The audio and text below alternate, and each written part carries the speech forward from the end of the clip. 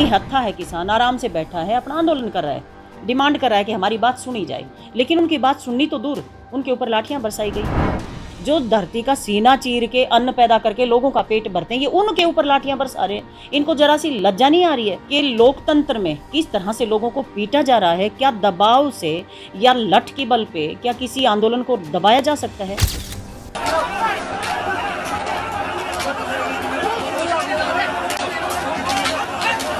जननायक जनता party को बड़ा झटका लगा है। डॉक्टर संतोष दहिया जननायक जनता पार्टी की टिकट पर लाडवा से विधानसभा का चुनाव लड़ चुकी हैं और राष्ट्रीय कार्यकारिणी की सदस्य हैं।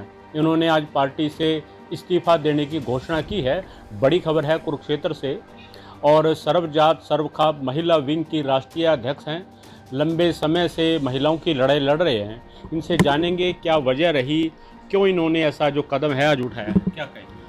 देखिए, जो कि कल किसानों के ऊपर लाठीचार्ज किया गया है, लाठीचार्ज क्या, मैं तो ये कहूँगी उनको पीटा गया है ज़बरदस्त और सिर फोड़ दिए। इतनी बुरी तरह से उनको चोटें आई हैं। इतने बुजुर्ग लोग हैं, उनको भी मारा इन्होंने, किसी को भी नहीं बख्शा।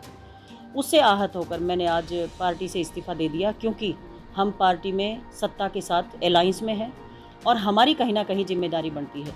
तो मैं उससे आहत होकर आज ये निर्णय मैंने लिया है। तो अक्सर सत्ता पार्टी में लोग इस्तीफे देते नहीं क्योंकि सरकार आपकी है, उसके बावजूद भी इतना बड़ा कदम उठाया। देखिए, ये लोगों का ये गलतफहमी रहती है कि लोग सत्ता के साथ चलते हैं, लेकिन मैं तो ये कहती हूँ किसान नहीं बचेगा तो ये सत्ता और ये सब कुछ भी नहीं बचेगा। आज किसानों के साथ जो हो रहा है वो लंबे समय से 9 महीने हो गए हैं, 500 से ज़्यादा लोग मर चुके हैं। उसके बावजूद इन्होंने कीलें गाड़ी, रास्ते रोके, लाठियां बरसाई, ये सारा कुछ, वाटर कैनन, बैरिगेट्स वगैरह सब कुछ किया। लेकिन जो कल बस्ताड़ा में हुआ वो सच में शर्मनाक भी है और उसमें लगता ही नहीं कि लोकतंत्र है, क्योंकि लोकतंत्र में संवैधानिक हमारा तरीका है, हम आवाज़ उठा सकते हैं। किसान अपनी आवाज़ ही तो उठा रहे हैं 9 महीने से। किसान कर क्या रहा है? निहत्था है किसान, आराम से बैठा है, अपना आंदोलन कर रहा है, डिमांड कर रहा है कि हमारी बात सुनी जाए। लेकिन उनकी बात सुननी तो दूर, उनके ऊपर लाठियां बरसाई गई। कल 15 किलोमीटर पर माननीय मुख्यमंत्री जी का जो प्रोग्राम था, 15 किलोमीटर दूरी पे थे वो लोग। लाठियां बरसाने वाला कैसा कोई कारण नहीं था कि इस तरह से उनको पीटा गया। तो उससे मैं बेहद आहत हूँ, इसलिए मैंने ये निर्णय लिया। तो किसानों की लड़ाई आप लड़ रहे हैं, पार्टी में आज तक तो पार्टी में थे, कभी बातचीत की, इस तरह का प्रयास किया कि भाई किसानों के मसले पर पार्टी को स्टैंड लेना चाहिए? हाँ बिल्कुल, शुरू से ही, जैसे जब किसान आंदोलन शुरू हुआ था तब से ही सब लोगों को लग रहा था कि दुष्यंत जी को आवाज़ उठानी चाहिए। और वो क्योंकि मध्यस्थता भी करने की कोशिश कर रहे थे, तो मुझे भी लग रहा था कि ये कहीं ना कहीं सॉल्व हो जाएगा, लेकिन वो हुआ नहीं। और जब नहीं हुआ तो मैं भी यूँ शांति से यूँ बैठी थी कि कहीं ना कहीं शायद ये सॉल्व होगा मामला।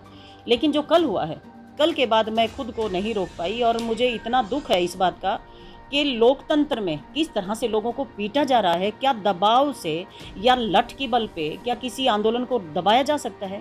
कतई नहीं। और वो भी किसानों को, जो धरती का सीना चीर के अन्न पैदा करके लोगों का पेट भरते हैं, ये उनके ऊपर लाठियां बरसा रहे हैं। इनको जरा सी लज्जा नहीं आ रही है। मैं बेहद दुखी हूँ और इसलिए मैंने ये निर्णय लिया है। अब आप ये देखिए, वैसे किसानों की जो लड़ाई है वो किसानों की लड़ाई नहीं है, वो गरीब लोगों की लड़ाई है। इन्होंने सरसों नहीं खरीदी तो इन्होंने गरीबों को तेल नहीं दिया। अब इन्होंने बाजरा 7.5 लाख मीट्रिक टन ये खरीदते थे, लेकिन अब ये क्या करें कि हम तो 1.5 लाख करोड़ मीट्रिक टन खरीदेंगे। तो उसमें क्या करेंगे? ये किसानों, उन गरीब लोगों को कहाँ से देंगे? तो कहने का मेरा मतलब ये है, रास्ता ये गरीब लोगों के लिए बंद कर रहे हैं। जिन लोगों को सब्सिडी के रूप में चीज़ें दी जाती हैं, उनके का ये रास्ता रोक रहे हैं। जब सरकार कोई खरीदेगी ही नहीं कुछ, तो सब्सिडी कहाँ से देगी? गरीब लोगों को कहाँ से देगी, जो हम अन्न और ये सब चीज़ें देते थे? तो ये सबसे बड़ा मुद्दा ये गरीब लोगों का है, जो किसान लड़ रहा है। किसान भूखा कतई नहीं मरेगा, उसके घर में ज़मीन है, वो अपने पेट जोगा तो कर ही लेगा।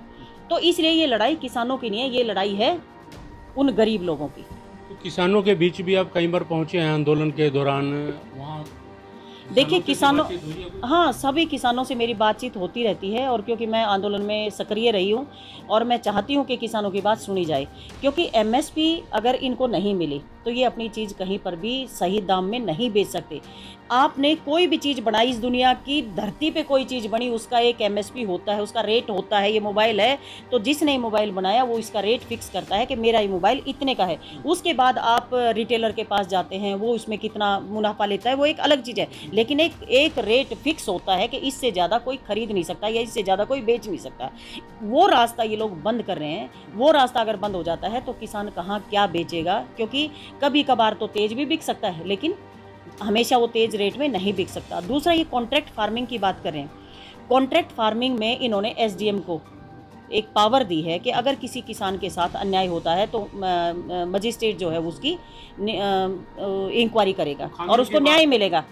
कल मजिस्ट्रेट ने क्या, जो सिटी मजिस्ट्रेट कल करनाल में हुआ, वो क्या हुआ, वो सिटी मजिस्ट्रेट ने आदेश दिया कि तुम इनके सिर फोड़ो, इनके लाठियां बरसाओ। तो इससे बड़ी लज्जा की बात और क्या होगी कि जिसको कानून ये कहता है कि ये न्याय करेगा किसानों के साथ, तो और वही कह रहा है कि इनके लाठियां मारो, तो ये क्या उम्मीद की जा सकती है न्याय की?